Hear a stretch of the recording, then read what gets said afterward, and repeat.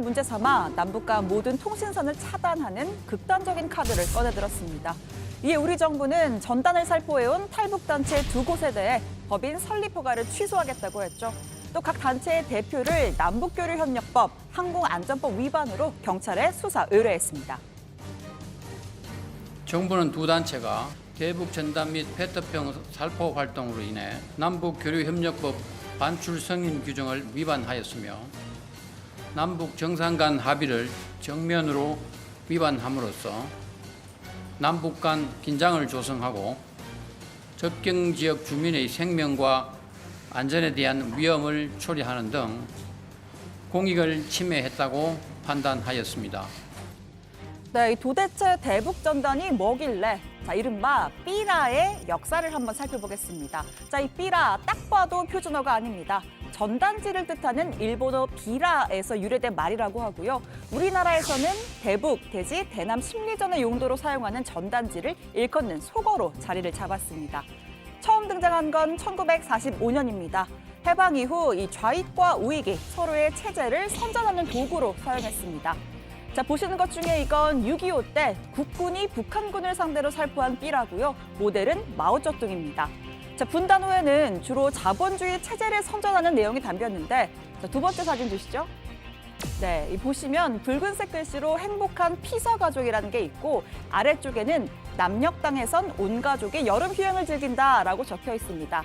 그리고 다음 사진, 남한에선 누구나 고기를 아무 때나 사 먹을 수 있다. 이런 문구도 흥미롭습니다. 2000년 6.15 남북 공동선언에 담긴 상호 비방 중단 합의로 이 삐라가 자취를 감추는 듯 했는데 2000년대 중후반 탈북자 단체를 중심으로 다시 부활했습니다. 이번 논란의 불씨가 된 자유북한 운동연합은 최근까지 유일하게 삐라 살포 활동을 해온 단체 중 하나입니다. 요즘 북한에서 저를 똥개니 인간 쓰레기니 좀 시끄럽죠. 김정남을 자기 고모부 장석택을 죽이지 못해 쿠알루룸파르 가서 쫓아가가지고 VX로 잔인하게 살인한 내용 팩트 아닙니까? 전 세계가 아는 걸, 북한 이민밖에 모르는 걸, 이거 알리는 걸, 또 미꾸라지가 진짜 영이 된 대한민국의 경제 발전 역사, 이거는 원래 청와대 국정홍보처에서 해야 되는 거 아니냐? 네, 이 단체가 날려보낸 대형 풍선에는요. 김정은 위원장의 캐리커처 사진에 핵미사일 그리고 미치광이 같은 다소 거친 표현들이 담겨 있습니다. 최근에는 풍선 대신에 드론을 띄워서 전단과 또 영상이 담긴 USB를 날려보낸다고도 하고요. 북한에서는 최고 존엄의 권위가 체제 유지의 근간이 되는 만큼 이 격한 반응이 나오는 것도 당연한 수순입니다. 연설자들은 남조선 당국의 무기나의 탈북자 쓰레기들이 함부로 우리의 생명이고 녹시며 삶의 전부인 최고 존엄까지 건드리고 민족의 신성한 해까지 모독한 것은 천추에 용납 못할 특대 범죄 행위라고 규탄했습니다. 우리 정부가 아예 살포 행위를 규제할 새로운 법까지 만들겠다고 했는데 북한은 갈수록 비난 수위를 높이고 있습니다. 오늘자 노동신문인데요. 적들이 표면상으로는 철면피하게 놀아대고 있지만 우리 공화국을 무너뜨리려는 흉심을 버리지 않고 있다.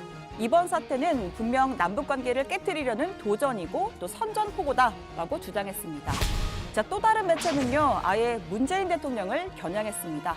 백두산에서 두 손을 높이 들 때는 믿었는데 또 촛불 민심의 덕으로 집권했더니 그래도 좀 다르겠거니 했는데 오히려 선임자들보다 더하다.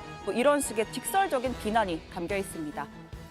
여당인 민주당은 북한의 남북 합의사항 이행을 촉구하면서도 대북 전단에 대한 강경 대응을 강조했습니다. 4.27 판문점 선언 국회 비준을 당론으로 추진하고 관련 입법을 통해 적극적으로 대안을 마련하겠다는 입장입니다. 이들 탈북자 단체들의 거듭된 위법적이고 돌출적인 행동은 남북 간 불필요한 긴장을 조성했고 접경 지역 주민들의 생명과 안전에도 위험을 초래해 왔습니다. 반복되는 불법 행위를 이번 기회에 뿌리 뽑아야 합니다. 반대로 통합당은 북한 스스로가 비핵화, 남북관계 개선에 일말의 의지가 없음을 보여줬다며 굴종적인 대북간 탓에 벌어진 일이다라고 날을 세웠습니다. 문재인 대통령이 사과하고 청와대 안보 라인을 전면 교체하라는 주장까지 나왔습니다. 남북 관계를 우리가 늘 이 저자세로 불종적인 자세를 해오다가 이런 일이 생겼다고 저는 그래 보고 있습니다. 북한은 유엔 안보리 제재가 장기화되고 또 코로나 때문에 어려워져서 어떤 돌파구를 찾으려고 판을 흔들고 싶어 하는데 지금까지 늘 우리 정부가 휘둘리면서 북한의 기분을 맞추어온 결과가 이렇다고 하니까 참담할 뿐입니다. 자, 어제 통일부는 저자세가 아니다. 한반도 평화 정착을 위한 전략적 자세를 취할 뿐이다 라고 설명했습니다. 저자세니 고자세니 하는 감정적 관점에서 접근하는 건 바람직하지 않다는 입장입니다. 다만 정부의 법 해석이 불과 일주일 새에 뒤집힌 건 다소 논란의 소지도 있어 보입니다. 정부가 고발의 근거로 제시한 남북교류협력법 13조를 보면 물품을 북측에 반출하기 위해서는 통일부 장관의 승인을 받도록 규정되어 있습니다. 자, 그런데 그동안 정부는 이 전단이나 쌀을 담은 페트병 등을 승인을 받아야 하는 대상으로 보지 않았습니다. 자, 지난주에 규제할 수 있는 새로운 법을 만들겠다라고 한 것도 이 교류협력법으론 규제할 수가 없다고 판단했기 때문이었죠. 자, 그러니까 6일 만에 이 법에 대한 해석과 판단이 달라진 겁니다. 물론 남북 관계가 교착 상태인 이 시점에 북한이 특히나 민감하게 구는 전단 살포를 이어가는 게 과연 실익이 있는지는 의문입니다.